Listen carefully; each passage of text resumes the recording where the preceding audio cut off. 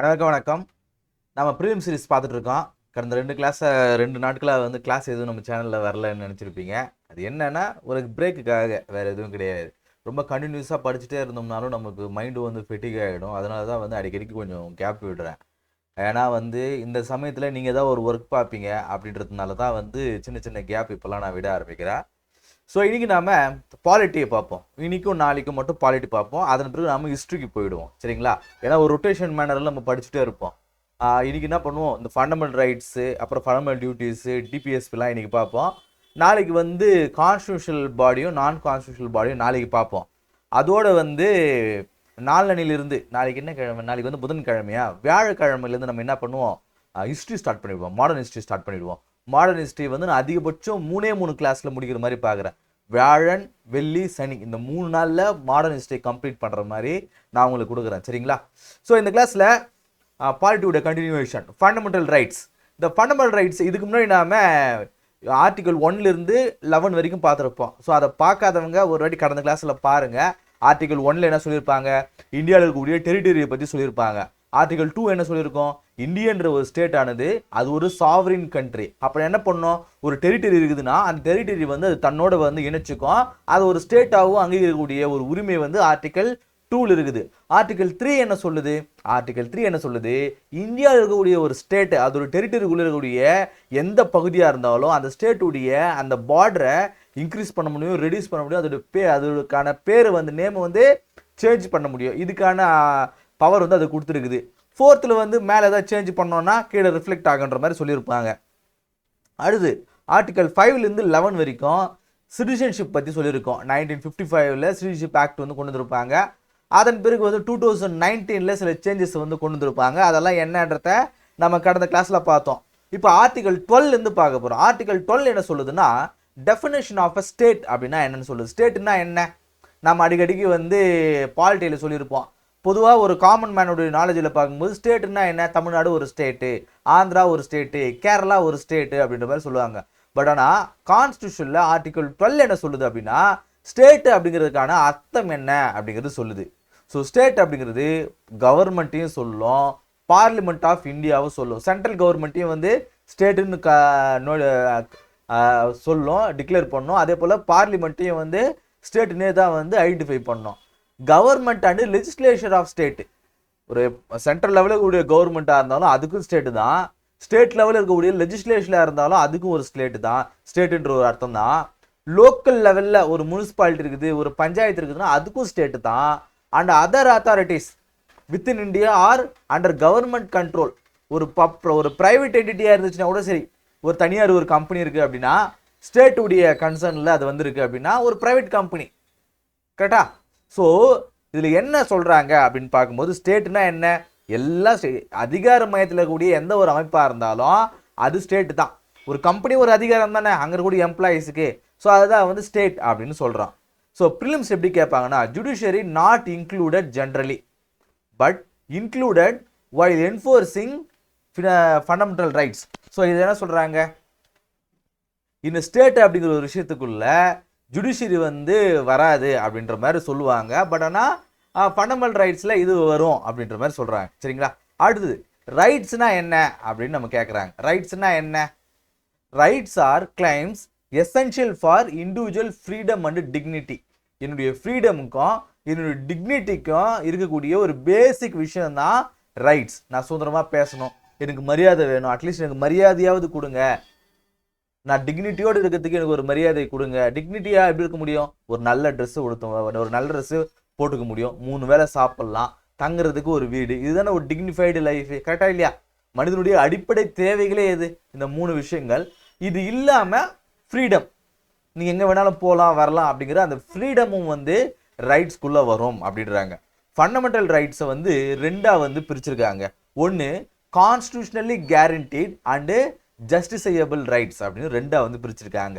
இந்த ரைட்ஸை முன்னாடியே சொல்லியிருப்போம், அதுன்றது நம்ம அடுத்தடுத்து பார்க்க போகிறோம். ஃபண்டமெண்டல் ரைட்ஸில் 2 கான்ஸ்டியூஷனலாக கொடுத்தது ஒரு ரைட்ஸ், அதாவது நமக்கு சில ரைட்ஸ் கொடுத்துருப்பாங்க, அது கான்ஸ்டியூஷன்லேயே இருக்கும். கான்ஸ்டியூஷன் இல்லாத சில ரைட்ஸ் அதன் பிறகு லேட்டர் பீரியடில் ஒரு சட்டம் ஏற்றி அந்த சட்டத்தின் மூலமாக நமக்கு கொடுத்துருப்பாங்க. உதாரணத்துக்கு ஆர்டிஐ ஆக்ட் சொல்லலாம். ஆர்டிஐ ஆக்டை பற்றி கான்ஸ்டியூஷனில் எதுவும் சொல்லலை. ஆனால் ஆர்டிஐ ஆக்ட்னு ஒன்று கொடுத்து அது ஒரு சட்டமாயிற்று. அதை வந்து நீங்கள் இதில் ஃபாலோ பண்ணணும். உங்களுக்கு எந்த தகவலாக இருந்தாலும் நீ ஆர்டிஐ போட்டு கவர்மெண்ட் வந்து வாங்கிக்கலாம் அப்படிங்கிற அந்த உரிமையை, அந்த ரைட்ஸை ஒரு சட்டம் கொடுக்குது இல்லையா? ஸோ அதே போல் இந்த அனைவருக்கும் கல்வின்னு சொல்லிட்டு 2022 கொண்டு வந்திருப்பாங்க. 86th அமெண்ட்மெண்ட் ஆக்டில் ஆர்டிகல் 21A அதில் என்ன சொல்லியிருக்கோம் அப்படின்னா, எல்லாருக்கும் கல்வி வேணும்னு சொல்லியிருப்பாங்க. அது வந்து கான்ஸ்டியூஷனல் ரைட்ஸா கிடையாது இல்லையா? ஒரு ஜஸ்டிஸ் ஒரு ஆக்ட் ஏற்றப்பட்டு அதன் மூலமாக கொண்டு வரப்பட்ட ஒரு ரைட்ஸ் இல்லையா? அதான் அவங்க சொல்கிறாங்க. Law inconsistent with fundamental rights. Article 13 என்ன சொல்லுது? ஆர்டிகல் 13 என்ன சொல்லுதுன்னா, இப்போ கூட ரீசெண்டாக கூட அந்த சுப்ரீம் கோர்ட்டில் ஒரு இது வந்துச்சு. அதாவது ஆர்டிகல் 31 கிளாஸ் 1 13 கிளாஸ் 1 என்ன சொல்லுது? Pre constitution laws inconsistent with fundamental rights. Article 13 clause 2 state cannot make laws violating fundamental rights. அதாவது என்ன சொல்கிறாங்க, ஒரு ஸ்டேட் ஆனது ஒரு லா வந்து மேக் பண்ணுது அப்படின்னா அது ஃபண்டமெண்டல் ரைட்ஸை வயலேட் பண்ணுற மாதிரி இருந்துச்சு அப்படின்னா அதை வந்து சுப்ரீம் கோர்ட்டால் வாய்டு அப்படின்றது, அதாவது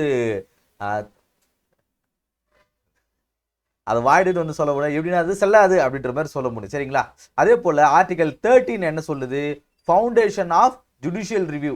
ஒரு சட்டம் பார்லிமெண்ட்டாலேயோ இல்லை லெஜிஸ்லேட்டிவ்லையோ ஒரு சட்டம் இயற்றப்படுது அப்படின்னா அதை இது வந்து வேலிடா இல்லையா அப்படிங்கிறத ஒரு ஜுடிஷியல் ரிவ்யூ கொண்டு வர முடியும் அப்படிங்கிறது தான் வந்து ஆர்டிகல் 13 வந்து சொல்லுது.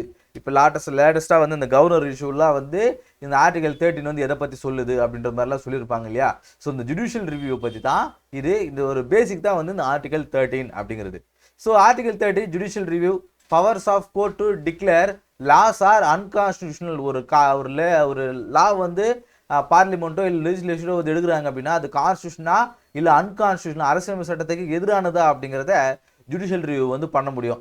இதை வந்து சுப்ரீம் கோர்ட்டுக்கு வந்து ஆர்டிகல் 32வும் ஹை கோர்ட்டுக்கு வந்து ஆர்டிகல் 226 வந்து சொல்லுது. அதாவது என்னுடைய ஃபண்டமெண்டல் ரைட்ஸ் ஆனது வயலேட் ஆகியிருக்கு அப்படின்னா நாம் வந்து இந்த 2 ஆர்டிகல் பேஸ் பண்ணி சுப்ரீம் கோர்ட்டில் 32வையும் ஹை கோர்ட்டில் 226ஐயும் பயன்படுத்தி நாம் வழக்கு தொடர முடியும். லா வந்து என்ஃபோர்ஸபிள் அப்படின்ற மாதிரி, ஜஸ்டிசபிளாக இருக்கும் அப்படின்ற மாதிரி சொல்கிறாங்க.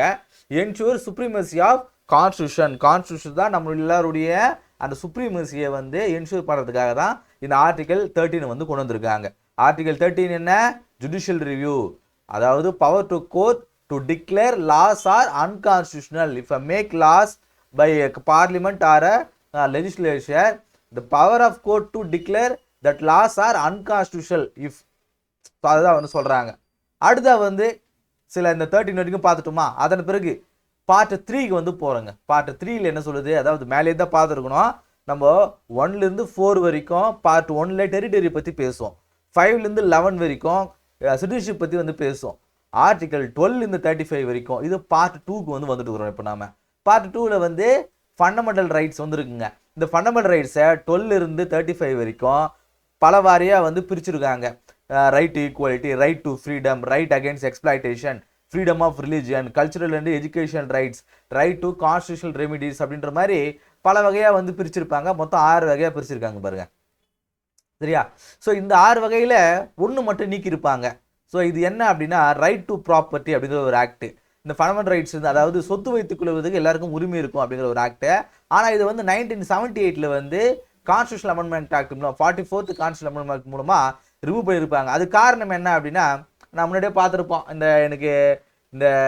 இந்த நம்ம ஒரு சட்டம் ஏற்றுறாங்க, அந்த சமயத்தில் வந்து டிபிஎஸ்பியும் ஃபண்டமெண்டல் ரைட்ஸுமே வந்து கொண்டு வரும்பொழுது எல்லாத்தையும் நம்மக்கிட்ட கொடுத்தா நம்ம ஆளுங்க தெரியும் கொஞ்சம் கோளாறான ஆளுங்க அப்படின்னு சொல்லிட்டு அந்த சமயத்தில் என்ன பண்ணுறாங்க, ரைட் டு ப்ராப்பர்ட்டி அப்படின்னா என்னுடைய ப்ராப்பர்ட்டி எனக்கு வேணும், என்னுடைய ப்ராப்பர்ட்டி வேணும். அப்போ சமயத்தில் எல்லாருமே வந்து ஜமீன்தார்களாக இருந்தாங்க இல்லையா?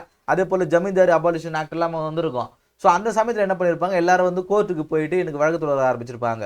எனக்கு நிலம் வச்சுக்கிறது என்னுடைய உரிமை அப்படின்னு சொல்லிட்டு ஒரு வாஸ்ட் லேண்டை வந்து நிறைய பெரிய பெரிய லேண்டெலாம் வந்து வச்சுருப்பாங்க. அப்போது இந்த நிலமானது எல்லாருக்கும் வந்து ஈக்குவலாக இருக்கணுன்றதுனால இந்த ப்ராப்பர்ட்டி ரைட்ஸ் அப்படிங்கிறது அதுலேருந்து வந்து ரிமூவ் பண்ணியிருப்பாங்க. இவங்க சும்மா வழக்கு போட்டுனேங்கிறானுங்களே, சரி ரிமூவ் பண்ணுமே அப்படின்னு சொல்லிட்டு அந்த ரைட் டு ப்ராப்பர்ட்டி அந்த ரைட்ஸ் வந்து ரிமூவ் பண்ணியிருப்பாங்க. அடுத்த வந்து இந்த ஃபண்டமெண்டல் ரைட்ஸை எப்போயாவது அமெண்ட் பண்ணியிருக்காங்களா அப்படின்னு கேட்கும்போது இது வந்து ஈஸி தான். இது வந்து ஒரு ரிவிஷன் கிளாஸ்ன்றதுனால தான் நம்ம ரொம்ப ஃபாஸ்ட்டாக போயிட்டு இருக்கோம். இது குறித்தே நம்ம தனித்தனியாக நம்மளுடைய பிளேலிஸ்ட்டில் வந்து இருக்குது, அதை போய் பாருங்கள். இதில் என்னென்ன கொடுத்துருக்காங்க அப்படின்னு சொல்லி என்னென்ன கிளாசிஃபிகேஷன் இருக்குன்னு சொல்லி அதை நடத்தியிருப்பேன். ஸோ அமெண்ட்மெண்ட் இன் ஃபண்டமெண்டல் ரைட்ஸ் அமெண்ட்மெண்ட் இந்த ஃபண்டமெண்டல் ரைட்ஸ் இதுக்கு முன்னாடி யாராவது அமெண்ட்மெண்ட் பண்ணியிருக்காங்க மேலே பார்த்தாலே ஒரு வாட்டி. ஸோ அது மாதிரி வேறு எப்பயாவது அமெண்ட்மெண்ட் பண்ணியிருக்காங்கன்னா 2 வாட்டி அமெண்ட்மெண்ட் பண்ணியிருக்காங்க. ஸோ 44th அமெண்ட்மெண்ட் ஆக்ட் 1978ல் ஸோ ரைட் டு ப்ராப்பர்ட்டி அப்படிங்கிறத ரிமூவ் பண்ணி ஆர்டிகல் 300A ஒரு லீகல் ரைட்டாக வந்து வச்சுருக்காங்க. ஒரு லீகல் ரைட், அது வந்து ஃபண்டமெண்டல் ரைட்டு கிடையாது, ஆனால் வந்து அது லீகல் ரைட்டு. சரிங்களா?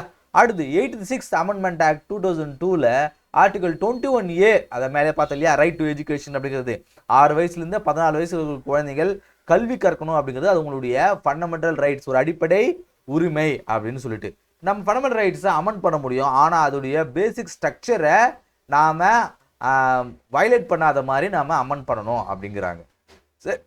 சரி, இந்த ஃபண்டமெண்டல் ரைட்ஸை யாரெல்லாம் வந்து கார்டியனாக பாதுகாக்கிறாங்க? சுப்ரீம் கோர்ட்டு தான். சுப்ரீம் கோர்ட் தான் கார்டியன் ஆஃப் ஃபண்டமெண்டல் ரைட்ஸ். இதுக்கான பவர் வந்து ஆர்டிகல் 32 வந்து சொல்லுது. ஹை கோர்ட்டுக்கு வந்து ஒரு வைடர் ஜெக்ஷனாக இருக்கும். ஸோ ஆர்டிகல் 226 வந்து இதுக்கான ஒரு பவர் வந்து கொடுக்குது. என்னுடைய ஃபண்டமெண்டல் ரைட்ஸ் வந்து வாய்ட் ஆகுதுன்னு சொன்னாங்கன்னா போயிட்டு வழக்கு தொடர முடியும். சரிங்களா? ஸோ அதுதான் வந்து சொல்கிறாங்க. ஸோ அதே விஷயங்கள் தான் ஆர்டிகல் 32 பற்றி சொல்கிறாங்க. Enforce the fundamental rights heart and soul of constitution அப்படின்றாங்க. இந்த ஆர்டிகல் 32 மேலே பார்த்து இல்லையா, இந்த ஆர்டிகல் 32 அப்படிங்கிறது heart and soul of constitution Ambedkar வந்து சொல்லியிருக்காரு. அது காரணம் என்ன? என்னுடைய ஃபண்டமெண்டல் ரைட்ஸ் வந்து வயலேட் ஆகுது அப்படின்னா நான் வந்து இந்த ஆர்டிகல் 32 பயன்படுத்தி என்னால் கோர்ட்டில் வந்து வழக்கு தொடர முடியும் இல்லையா. ஸோ அதனால தான் இது ரொம்ப முக்கியமான ஆர்டிக்கல் அப்படின்னு சொல்லிட்டு அம்பேத்கர் வந்து சொல்லியிருக்காரு. இந்த ஆர்டிகல் 32ல் வந்து இந்த ஒரு 5 வகையான ரிட்ஸ் வந்து இருக்குங்க. அதாவது மேலே கொடுக்கக்கூடிய என்னுடைய ஃபண்டமெண்டல் ரைட்ஸ் வந்து வயலேட் ஆகுது அப்படின்னா நாம் இதில் இருக்கக்கூடிய அந்த ரிட்ஸை பயன்படுத்தி நாம் சுப்ரீம் கோர்ட்டில் வழக்கு வந்து தொடர முடியும். என்னென்ன? Habeas corpus, mandamus, prohibition, certiorari, quo warranto. இந்த ஹேபியஸ் கார்பஸ் அப்படிங்கிறது நம்ம நிறைய படங்களில் பார்த்துருப்போம், ஆட்கொணர்வு மனு அப்படின்னு சொல்லிட்டு. ஸோ இது மாதிரி ஒரு 5 வகையான ஒரு ரிட்ஸ் வந்து இருக்கும். இது ஆர்டிகல் 32ல் வந்து கொடுத்துருப்பாங்க.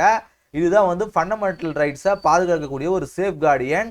ஸோ இது எதாவது வயலேட் ஆகுதுன்னா நம்ம சுப்ரீம் கோர்ட்டில் டைரெக்டாக வந்து வழக்கு தொடர முடியும். இதை வந்து இந்த ஆர்டிகல் 32வை heart and soul of constitution அப்படின்னு சொல்லிட்டு அம்பேத்கர் வந்து சொல்கிறாருங்க. இது தவிர்த்து வேறு என்னென்ன ரைட்ஸ்லாம் இருக்குது ஃபண்டமெண்டல் ரைட்ஸை தாண்டி அப்படின்னு பார்க்கும்போது? லீகல் ரைட்ஸ் இருக்குது. ரைட் டு ப்ராப்பர்ட்டி அப்படிங்கிறது ஒரு லீகல் ரைட்ஸ், சட்டத்தின் மூலமாக நமக்கு கிடைக்கக்கூடியது. ஆனால் கான்ஸ்டியூஷனல் ரைட்ஸ் கிடையாது, சட்டத்தின் மூலமாக நமக்கு கிடைக்கக்கூடிய ஒரு ரைட்ஸு. ஸ்டாச்சுட்டரி ரைட்ஸ்னால் என்ன? நமக்கு ஒரு சட்டம் இயற்றப்பட்டு அதன் மூலமாக கிடைக்கக்கூடிய ஒரு ரைட்ஸை ஸ்டாச்சுட்டரி ரைட்ஸ்னு சொல்லுவாங்க. நேச்சுரல் ரைட்ஸ் அப்படிங்கிறது நமக்கு இயற்கையாக கொடுக்கக்கூடிய ஒரு ரைட்ஸு. நம்ம பேசுகிறோம், பேசவே கூடாதுன்னு யாராவது நம்மளை தடுக்கிறாங்களா? சாப்பிட்றோம், சாப்பிடவே கூடாதுன்னு யாராவது தடுக்கிறாங்களா? மூச்சு விடுறோம். ஸோ இதெல்லாம் வந்து ஒரு நேச்சுரல் ரைட்ஸ் அப்படிங்கிறது. Only fundamental rights are directly enforceable under 32. அதாவது ஒரு லீகல் ரைட்ஸோ ஒரு ஸ்டாச்சுட்டரி ரைட்ஸையோ நம்ம இந்த ஆர்டிகல் 32 வச்சு பயன்படுத்தி நாம் கோர்ட்டில் வந்து வழக்கு தொடர முடியாது. ஃபண்டமெண்டல் ரைட்ஸை மட்டும்தான் நாம் ஆர்டிகல் 32வை பயன்படுத்தி நம்ம என்ஃபோர்ஸ் பண்ண முடியும். ஸோ அதாவது பாருங்கள், 12லேருந்து 35 வரைக்கும் எனக்கு ஏதோ ஒரு ரைட்ஸ் வந்து என்னை பேசவே கூடாதுன்னு சொல்கிறாங்க, என்னுடைய உழைப்பை வந்து சுரண்டுறாங்க, என்னை வந்து என்னுடைய ரிலீஜனை ப்ராக்டிஸ் பண்ண விட மாட்டேன்றாங்க அப்படின்னா நம்ம வந்து வழக்கு தொடர முடியும். ஸோ இதுக்கு தான் என்னை வந்து சொத்து வச்சுக்கூடாதுன்னு சொல்கிறாங்கன்றதுக்காக நம்ம போய் வழக்கு தொடர முடியாது அப்படின்றாங்க. சரிங்களா? ஸோ மேலே ஒரு விஷயங்களை தான் வந்து கொடுத்துருக்காங்க. ஸோ இது நம்ம அடுத்த கிளாஸில் இந்த டிபிஎஸ்பிலே பார்ப்போம். ஏன்னா அது வந்து ரிப்பீட் ஆகும். அதனால் இங்கே சொல்லிவிட்டுனா உங்களுக்கு வந்து குழப்பம்ன்றதுனால நம்ம இங்கே பார்ப்போம். சரி, இப்போ ஃபண்டமெண்டல் ரைட்ஸ் பார்த்துட்டோம் இல்லையா? ஸோ இது வந்து பார்ட் 3 பார்த்துட்டோம். இப்போ நாம் பார்ட் 4க்கு வந்து போகிறோங்க. பார்ட் 1 பார்த்துட்டோம், 2 பார்த்துட்டோம், 3 பார்த்துட்டோம். இப்போ பார்ட் 4க்கு வந்து வந்திருக்கோம். இதோடைய பேசிக் அப்ஜெக்டிவ்னா என்ன? Directive principles of state policy, அதாவது டிபிஎஸ்பின்னு சொல்லுவோம். இதோடைய அப்ஜெக்டிவ்ஸ் என்ன? ஒரு ஸ்டேட்டை வந்து இந்தியா அப்படிங்கிற ஒரு ஸ்டேட்டை வந்து ஒரு வெல்ஃபேர் ஸ்டேட்டாக வந்து மாற்றணும். சோஷியல் அண்ட் எக்கனாமிக் டெமோக்ரஸியை கொண்டு வரணும். கவர்மெண்ட் ஒரு பாலிசியை மேக் பண்ணுது அப்படின்னா அதை வழிநடத்தக்கூடியதாக வந்து இருக்கணும்.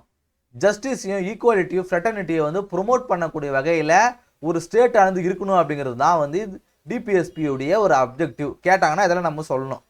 கரெக்டாக ஒரு வெல்ஃபேர் ஸ்டேட்டாக வச்சுக்கணும், சோஷியல் எக்கனாமிக் டெமோக்ரஸியை கொண்டு வரணும், பாலிசி மேக்கிங்கில் வந்து கைடன்ஸ் வந்து கொண்டு வரணும், ஜஸ்டிஸ் ஈக்குவாலிட்டி ஃப்ரெட்டர்னிட்டியை வந்து ப்ரொமோட் பண்ணணும். இதெல்லாம் வந்து டிபிஎஸ்பியுடைய ஒரு அப்ஜெக்டிவ். இம்பார்ட்டன்ட் கான்ஸ்டியூஷனல் ப்ரொவிஷன், இது வந்து கான்ஸ்டியூஷன் எங்கே இருக்கும்? பார்ட் 4ல் இருக்கும். 1, 2, 3 பார்த்துட்டு இது பார்ட் 4.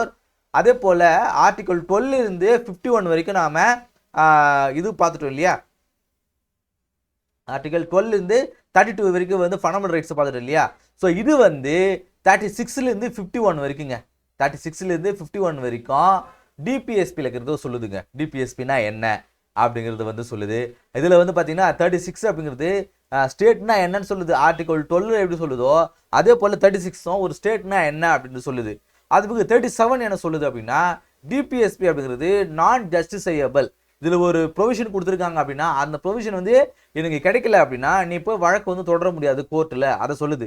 நெவர்தலெஸ் ஃபண்டமெண்டல் இன் கவர்னன்ஸ், கரெக்டாக ஃபண்டமெண்டல் இன் கவர்னன்ஸ் ஒரு ஒரு குடிமகனுக்கு எப்படி ஒரு ஃபண்டமெண்டல் ரைட்ஸோ அது போல கவர்னன்ஸுக்கு வந்து ஒரு ஃபண்டமெண்டல் தான் வந்து இந்த டிபிஎஸ்பி அப்படின்றாங்க. இது ஒரு ஐரிஷ் கான்ஸ்டியூஷன்லேருந்து அயர்லாண்ட்லேருந்து நாம் இந்த ப்ரொவிஷன் வந்து நம்ம பெற்றுருக்கோம் அப்படின்னு நம்ம பார்க்குறோம். சரி, இதுக்கு முன்னாடி டிபிஎஸ்பி ஆனது இதுக்கு முன்னாடி அமன் ஏதாவது நடந்திருக்கு அப்படின்னு பார்க்கும்போது நிறைய வழி நடந்திருக்கு. ஸோ 42nd அமெண்ட்மெண்ட் ஆக்ட், அதாவது 1976ல் சில ஆர்டிகல் வந்து சேர்த்துருக்காங்க. ஆர்டிகல் 39A, 43A, 48A இதெல்லாம் என்ன அப்படிங்கிறத ஒன்று ஒன்றா கொடுத்துருக்காங்க.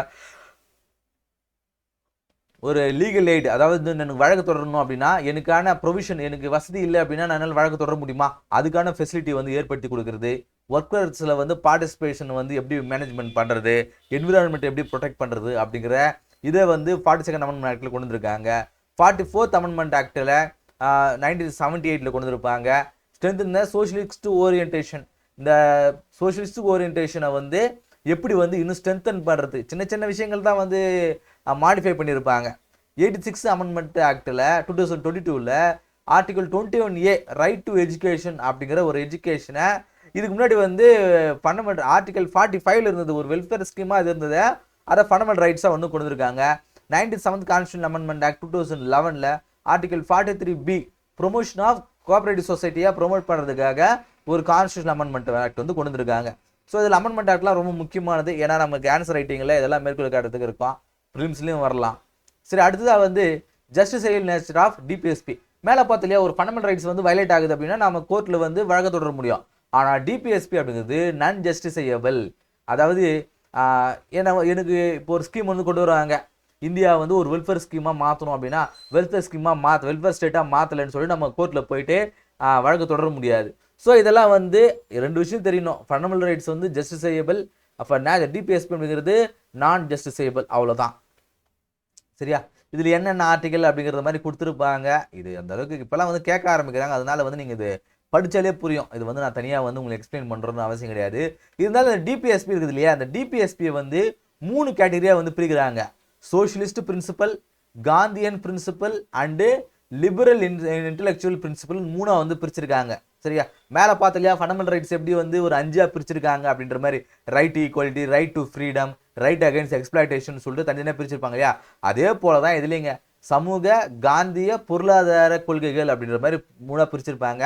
இதில் என்னென்ன ஆர்டிகல்ஸ் வருது, 38லேருந்து 47, காந்தியன் பிரின்சிபலில் 40லேருந்து 48 வரைக்கும், லிபரல் இன்டெலெக்சுவல்ஸில் 44லேருந்து 51 வரைக்கும் அப்படின்னு சொல்லிட்டு தனித்தனியாக ப்ரொவிஷன்ஸ் வந்து கொடுத்துருக்குறாங்க. அவ்வளோதான், வேறு எதில் அவர் ஒரு கருத்து சொல்லியிருப்பாரு, அதை பேஸ் பண்ணி அவருக்கு ஒரு கருத்தையும் வச்சுக்குமே அப்படின்ற மாதிரி பிரிச்சிருக்காங்க, அவ்வளோதான். சரிங்களா, இப்போ இந்த ஃபண்டமெண்டல் ரைட்ஸ்க்கும் டிபிஎஸ்பிக்கும் என்ன வித்தியாசம் அப்படின்னு பார்க்கும்போது, இதோட நேச்சர் என்ன, ஃபண்டமெண்டல் ரைட்ஸு அண்ட் டிபிஎஸ்பி இது வந்து ஜஸ்டிசைபிள், கோர்ட்டில் வழக்கு தொடர முடியும். இது வயலேட் ஆயிடுச்சுன்னா இது வழக்கு தொடர முடியாது. 12லேருந்து 35 வரைக்கும், இது 36லேருந்து 51 வரைக்கும். இது வந்து political democracy and social and economical democracy இதை நிலைநிறுத்தும். இது கோர்ட் மூலமா என்ஃபோர்ஸ் பண்ண முடியும், இது லெஜிஸ்லேஷன் மூலிமா என்ஃபோர்ஸ் பண்ண முடியும். இது கோர்ட்டுக்கு போய் தான் வந்து வயலேட் ஆச்சுன்னு சொல்லிட்டு அதில் அதை இம்ப்ளிமெண்ட் பண்ணுங்கன்னு சொல்ல முடியும். ஆனால் அப்படி சட்டம் இயற்றப்பட்டு அதை வந்து இம்ப்ளிமெண்ட் பண்ண முடியும். இதோட ரோல் என்ன, நெகட்டிவ் அப்ளிகேஷன், பாசிட்டிவ் அப்ளிகேஷன். அதாவது எனக்கு ஏதோ ஒரு தவறாக நடந்துச்சு அப்படின்னா அதை போய் நம்ம சொல்ல முடியும். இல்லை எனக்கு வந்து நிறைய ரைட்ஸ் கொடுக்குறாங்கன்னு சொல்லிட்டு கோர்ட்டுக்கு போக முடியாது இல்லையா. ஸோ அதுதான் வந்து சொல்கிறாங்க, வேறு எதுவும் இல்லை. ஸோ இது சார்ந்து வந்து நிறைய வந்து கேஸ் நடந்திருக்குது. அதாவது ஃபண்டமெண்டல் ரைட்ஸ் பெருசா, டிபிஎஸ்பி பெருசான்னு உங்களுக்கு வேலை இல்லை, இது பெருசா அது பெருசா அடிச்சு காட்டுன்ற மாதிரி ஃபண்டமெண்டல் ரைட்ஸ் வந்து பெருசா, டிபிஎஸ்பி பெருசா அப்படின்ற மாதிரி case நடந்திருப்பாங்க.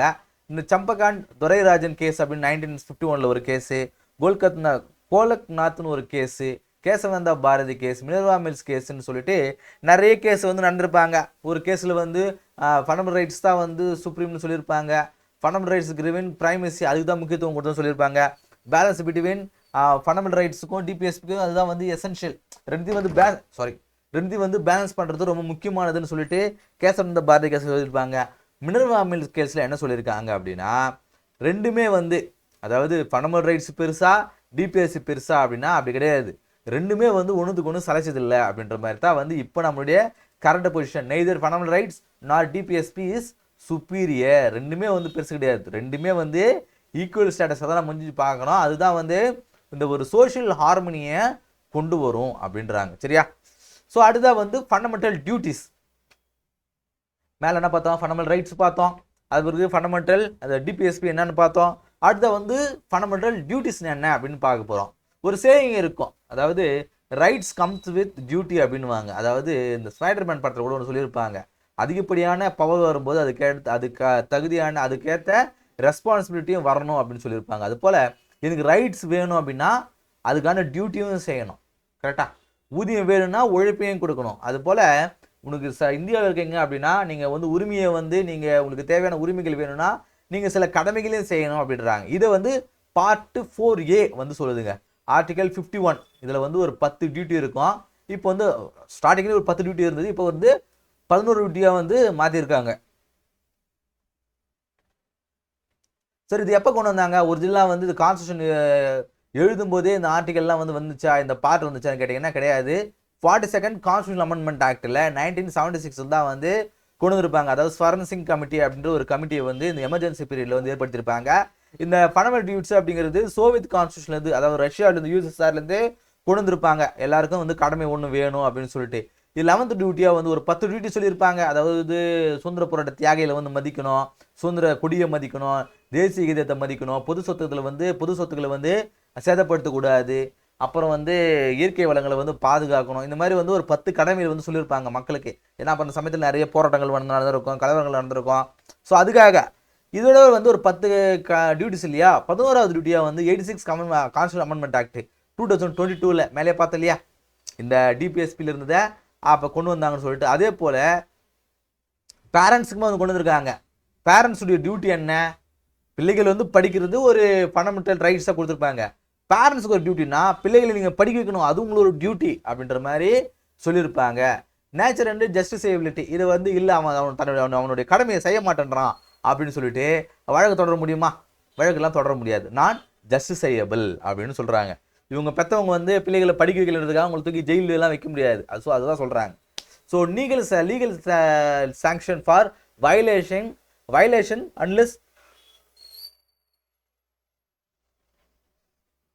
unless a law provides penalty. So ஒரு இதில் ஏதோ ஒரு சட்டம் இருக்குதுன்னு வச்சுங்களேன், அவன் வந்து இயற்கை வளங்களை பாதுகாக்கல அப்படின்னு சொல்லிட்டு சொல்கிறான்னு வச்சுங்களேன், அவனை வந்து கோர்ட்டில் தண்டனை வாங்கி கொடுக்க முடியுமா அப்படின்னா அதுக்காக ஒரு லா இருந்துச்சுன்னா நம்ம தண்டனை வாங்கி கொடுக்க முடியும். இப்போ காடுக்குள்ளே போயிட்டு அவன் மரம் வெட்டுறான், சந்தன மரம் வெட்டுறான், செம்மரம் வெட்டி விற்கிறான் அப்படின்னா அது ஒரு லா இருக்குது. ஸோ அந்த ஃபாரஸ்ட் லா இருக்குன்னா ஸோ அந்த லாவை பயன்படுத்தி அவனுக்கு தண்டனை வாங்கி கொடுக்கலாம். இல்லை அவன் வீட்டில் இருக்கிற ஒரு மரத்தை வெட்டுறான், அப்போ அது ஒரு இயற்கை அழிக்கிறது தானே, அதுக்காக அவனுக்கு தண்டனை வாங்கி கொடுக்கணும்னா வீட்டில் இருக்கிற மரத்தை வெட்டக்கூடாதுன்னு எந்த லாபம் இல்லைல்ல. ஸோ அதனால் அவனுக்கு தண்டனை வாங்கி கொடுக்க முடியாது. ஸோ இதுதான் சொல்கிறாங்க. அடுத்தது லிஸ்ட் ஆஃப் ஃபண்டமெண்டல் டியூட்டிஸ். இது 51A என்னென்ன டியூட்டிஸ் இருக்குன்னு சொல்கிறாங்க பாருங்கள். மேலே பார்த்து இல்லையா, கான்ஸ்டியூஷனில் இருக்கிற ஐடியல்ஸ் அண்ட் இன்ஸ்டிடியூஷனாக மதிக்கணும், நேஷனல் ஃப்ளாகையும் நேஷனல் ஆந்தமையும் மதிக்கணும், இந்தியாவுடைய இறையாண்மையும் ஒற்றுமையும் வந்து பாதுகாக்கணும், நேஷனல் சர்வீஸுக்கு அதாவது நாட்டுக்காக வந்து போராடணும், சகோதரத்துவத்தை வந்து பேணி காக்கணும், நம்மளுடைய கல்ச்சரை பாதுகாக்கணும், என்விரான்மெண்ட்டை பாதுகாக்கணும், அறிவு வளர்ச்சியோடு இருக்கணும், பப்ளிக் ப்ராப்பர்ட்டியை பாதுகாக்கணும், எல்லா இடத்துலையும் வந்து எல்லா விஷயங்களையும் சிறந்து விளங்கணும், பிள்ளைகளுக்கு வந்து கல்வியை கொடுக்கணும். இப்படி வந்து ஒரு 11 விஷயங்கள் வந்து சொல்லியிருக்காங்க.